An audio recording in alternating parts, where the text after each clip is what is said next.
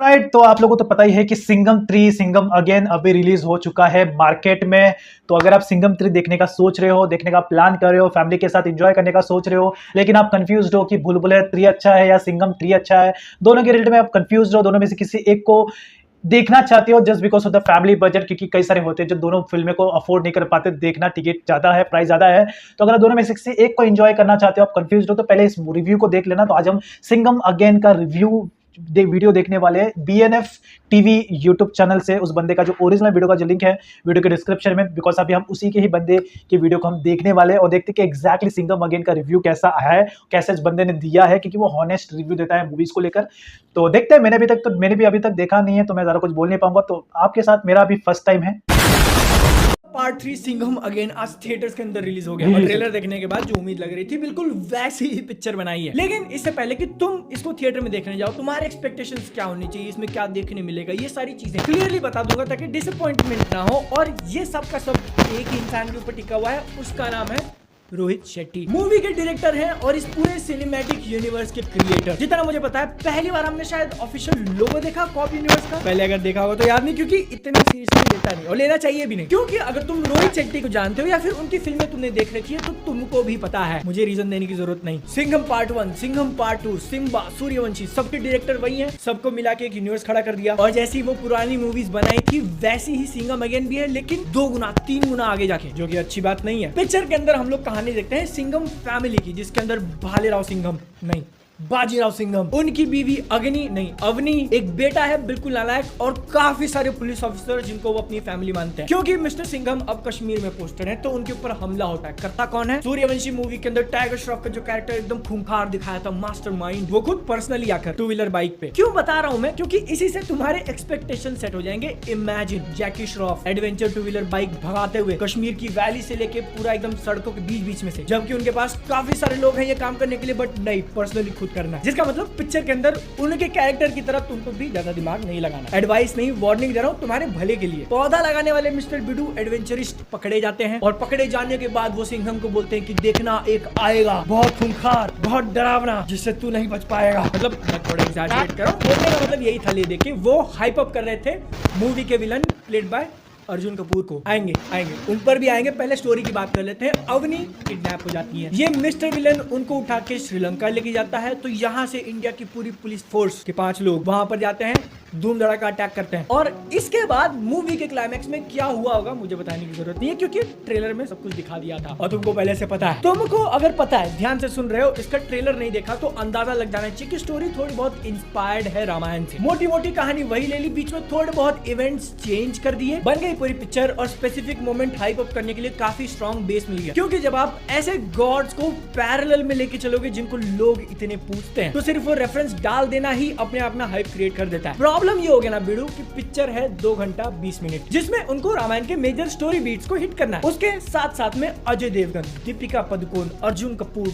Tiger Shroff, Ranveer Singh, Akshay Kumar, हर एक को entry देने वाला सीक्वेंस, एंट्री देने वाला मोमेंट, और साथ में एक्शन सीक्वेंसेस हर बार। तो तुम यहाँ पर समझने की कोशिश कर रहे हो कि मैं क्या बोलना चाह रहा हूँ। पूरी पिक्चर इतने में ही खत्म हो जाती है। अब हाँ, इन्होंने लॉर्ड मार्टिन जितना वो लेवल मेंटेन करके नहीं रखा कि बूम बूम बूम 100 पे म्यूजिक चल रहा है पूरी पिक्चर में, नहीं, मोर लाइक 70%, 80%। ये चीज सच बोलूंगा, स्टार्टिंग में मजा आ रहा था मुझे, क्योंकि मैंने वो एक्सपेक्टेशन सेट कर लिए थे, अपने दिमाग को बोल दिया था कि भाई देखिए आने वाला है, पहले से तैयार होना, जिसमें कोई गलत बात नहीं है। पॉपकॉर्न मसाला मूवीज की भी अपनी एक प्लेस है, और अगर वो लोग तुमको पहले से ये चीज प्रॉमिस कर रहे हैं तो तुम्हारी गलती अगर तुम कुछ और एक्सपेक्ट कर रहे हो तो। लेकिन फिर एक एक करके मुझे रियलाइज हुआ कि पूरी की पूरी पिक्चर सिर्फ हाइप पे चल रही है। जहां पर एक्शन, हीरो की एंट्री, लाउड म्यूजिक नहीं चल रहा है, वहां पे डायलॉग बाजी। एक तो इतना फनी सीन है, मतलब वो थोड़ा सीरियस था लेकिन मुझे हंसी आ रही थी। सिंघम ऐसे हैं, उनको सारे गुंडों ने पकड़ के रखा हुआ है, सामने विलन खड़ा है और वो फेमस लाइन मारे ट्रेलर के अंदर का कि हम लोग पूछते गांधी जी को लेकिन फॉलो छत्रपति शिवाजी महाराज। बहुत बढ़िया मोमेंट हो सकता था, कई लोगों को लगेगा भी, लेकिन मेरा ध्यान गया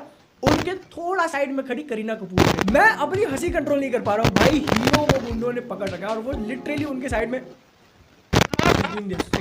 एक पॉइंट के बाद ये डायलॉग बाजी भी ज्यादा लगने लगती है कि भाई ठीक है समझ में आ गया, आगे बढ़ो। इतने में फिर करीना पलट के जाएगा, विलेन को एक डायलॉग बोलेगा, फिर पलट के आएगा, सिंघम को एक डायलॉग बोलेगा, बस करो भाई आगे बढ़ो। फिर जब वो लोग आगे बढ़ते हैं और पिक्चर का क्लाइमैक्स आता है, oh my God, over the top करके एक बात बोली जाती है कि तुमने हद से ज्यादा दिखा दिया, यहाँ तो मतलब हद ही नहीं है। मैं ये नहीं बोल रहा हूँ कि कुछ बहुत ज्यादा अनरियलिस्टिक हेलीकॉप्टर का हाथ से खींचने जैसा दिखा दिया, नहीं, बल्कि वो ट्रांजिशन इतना अब्रप्ट होता है ना कि अब तक आपने अपने विलन को पूरा हाइप करके रखा हुआ। कई बार ये बात बोलते हुए मुझे तुमने शायद सुना होगा कि मूवी के अंदर स्ट्रॉन्ग विलन रखने के बदले ऐसा रखो कि तुमने जो सुपर हीरो वाले हीरोज खड़े कर रखे हैं उनको मजबूर कर दे। दिमाग इतना तगड़ा लगा है कि पूरी हीरो पलटन ताकत लगा दे पिछवाड़े में जितना भी है। इस तरीके से आपने मार्वल्स का मूवी देखा होगा भाई, एवेंजर्स एंड गेम, थानोस जो था उसमें वो लग रहा था भाई विलन सब पे भारी घिर रहा था, वो सेंस भी बना रहा था, लेकिन यहाँ पे इतना सेंस नहीं बना। देखिए अर्जुन कपूर वो तो एकदम है नॉर्मल, और इतने सारे स्टार कास्ट, फिर भी सभी के ऊपर अर्जुन कपूर भारी पड़ रहा है,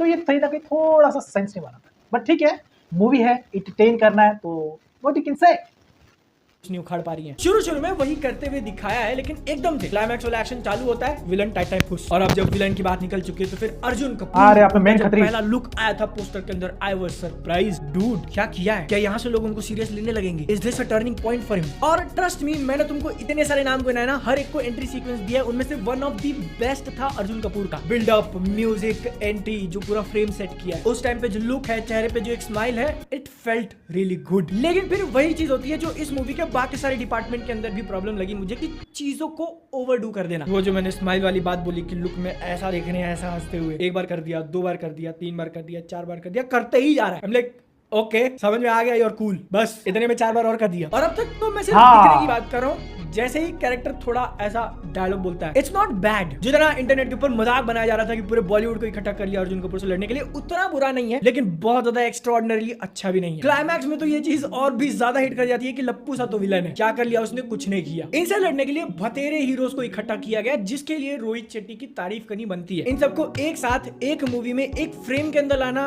इज एन अचीवमेंट इटसेल्फ। लेकिन अब रोल एंड एक्टिंग की बात करें तो मेजोरिटी लोगों का एक्सटेंडेड कैमियो ही है, थोड़े थोड़े टाइम के लिए आते हैं और फिर क्लाइमैक्स में एक साथ 4 लाइन की स्टोरी प्रोवाइड करने की कोशिश करी है। और मेरा पर्सनली इस सब में से सबसे बेस्ट लगा Ranveer Singh as Simmba, even more than Ajay Devgn and Kareena Kapoor. उन्हीं की पिक्चर के अंदर उन्हीं को ओवरशैडो कर दिया बंदे ने, क्योंकि जो मैंने बोला ना कि पिक्चर सिर्फ हाइप पे चलती है, वो इसके मेन कैरेक्टर को लेके भी है। रणवीर सिंह का कैरेक्टर ही एक ब्रीदिंग रूम देता है तुमको हंसने का मौका, हंसने का easily the best part of the entire movie. Action की बात करें तो ये काफी बड़ा रीजन है लोग इस मूवी को देखने जाएंगे, and it was good. Expecting कि ये एक रोहित शेट्टी की फिल्म है, बहुत ज्यादा यूनिक या इनोवेटिव नहीं, बट ठीक है, हाइप करने के लिए अच्छा है। टाइगर श्रॉफ के एब्स दिखा दिए, अक्षय कुमार का कूल एक्शन सीक्वेंस दे दिया जिसके अंदर सीजीआई थोड़ी बहुत ऊपर नीचे थी, और बाकी का मेजॉरिटी वही है कि गाड़ी ऐसे घूम रही है, लटक की गोली मारो, ऊपर हेलीकॉप्टर घूम रहा है, लटक की गोली मारो, सामने से गुंडे गोली मार रहे तो छुप के गोली मारो। ओवरड्यू करने, एक सेकंड में ओवरड्यू बोला क्या, पिछली बार ओवर यूज करने वाली जो बात मैं बोल रहा था, अपनी इंग्लिश बिल्कुल सिम्बा जैसी है। सिनेमेटोग्राफी वाला डिपार्टमेंट भी एक कदम आगे चलता है। बैक लाइटिंग करके एक टेक्निक है जिसमें अगर कोई कैरेक्टर ऐसा तुमको फ्रेम में दिख रहा है तो पीछे से लाइट छोड़ो, और बहुत बार मूवीज क्या करती है, वो लाइट को फ्रेम में डाल देती है जिससे तुम्हारे आंख पे पड़ेगा, ये बल्ब देख रहे हो बिल्कुल तुम्हारी तरह पॉइंटेड होगा और एकदम हार्श, फ्रेम को बोरिंग ना बनाने के लिए। लेकिन एक सीक्वेंस है दीपिका पादुकोण अजय देवगन के बीच में एक पुलिस स्टेशन के अंदर, और जहां जितने भी शॉट दिखा रहे हैं हर तरफ वही है,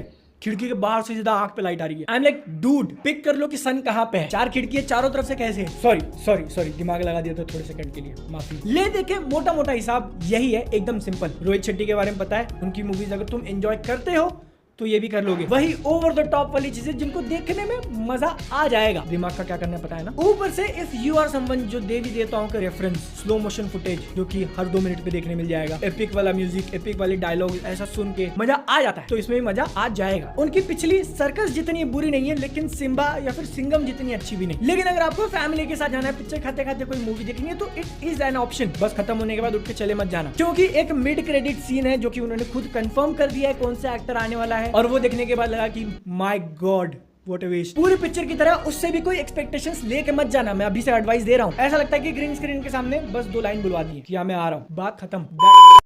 आपने रिव्यू तो देख लिया होगा BNF TV यूट्यूब चैनल से अपने सिंघम अगेन का। अब देखो मैंने तो मूवी देखा है नहीं, तो मैं ज्यादा कुछ बोलूंगा नहीं, बट जहां तक मैंने लोगों का रिव्यू देखा है और अभी और भी रिव्यूज देखे हैं और अभी एक नया और रिव्यूज देखा, तो उस पॉइंट ऑफ व्यू के हिसाब से, इंटरटेनमेंट पॉइंट ऑफ व्यू के हिसाब से, इंटरटेनमेंट माइंडसेट के हिसाब से, फैमिली के साथ एक अच्छा टाइम स्पेंड करने के हिसाब से और फैमिली के साथ एक अच्छा फैमिली मूवी देखने के हिसाब से तो आपको ये मूवी जरूर देखना चाहिए, और साथ ही साथ अर्जुन कपूर का एक विलन कैरेक्टर देखने को मिलेगा जो कि फर्स्ट टाइम थोड़ा यूनिक सा लग रहा है। तो ये दो रीजन है जिसकी वजह से मैं इस मूवी को वॉच करूंगा, और आप लोगों को भी कहूंगा कि आप लोग भी वॉच करना, क्योंकि फैमिली एंटरटेनमेंट है, दिवाली की तो छुट्टी है ही है, तो दिवाली में फैमिली के साथ टाइम अगर स्पेंड करना है तो you can watch this Singham again. भूल भुलैया 3 से तो ज्यादा ही आपको वो एंटरटेन करेगा। थोड़ा रणवीर सिंह का भी उसमें अच्छा खासा कॉमेडी है, तो और भी ज्यादा आपको मजा आएगा। एक्शन पैक धमाका देखने को मिलेगा, और सबसे मेन बात जो कि इसका हाईलाइटिंग है, रामायण का कॉन्सेप्ट है थोड़ा बहुत। तो अगर आपके साथ में बच्चे हैं तो यस, आपके बच्चे को भी पता होना चाहिए कि रामायण करके भी कुछ चीज थी, क्योंकि आजकल के सारे जो भी रील्स बनाने का टाइम है, रील्स का जनरेशन है, शॉर्ट कपड़े का जनरेशन है, ब्रेकअप का जनरेशन है, डाइवोर्स का जनरेशन है, तो ऐसे में सब लोग रामायण को भूल चुके हैं। तो याद दिलाना तो बनता है भाई। तो जाके देखना, और बच्चे को आप भी देखना, रामायण का कॉन्सेप्ट देखने मजा आएगा। बच्चे को भी बताना, समझाना कि रामायण थी हमारे टाइम पे नहीं यार, लेकिन थी जो हम देखते थे बचपन में। ओवरऑल मैं भी जरूर देखने जाऊंगा रामायण का कॉन्सेप्ट समझने के लिए और अच्छे से जानने के लिए, और दूसरी बात देखने के लिए कि अर्जुन कपूर ने भाई विलन के कैरेक्टर में कितना फोड़ा है, तो देखना तो बनता है। सो ओरिजिनल वीडियो का जो लिंक है वीडियो के डिस्क्रिप्शन में जाके आप चेकआउट कर लेना। ओरिजिनल क्रिएटर जिसने रिव्यू दिया है, जरूर सब्सक्राइब कर लेना उस बंदे के चैनल को। मेरे चैनल को नहीं सब्सक्राइब करोगे चलेगा, कोई प्रॉब्लम नहीं, लेकिन ओरिजिनल चैनल को भी जरूर चेकआउट कर लेना। सो तब तक के लिए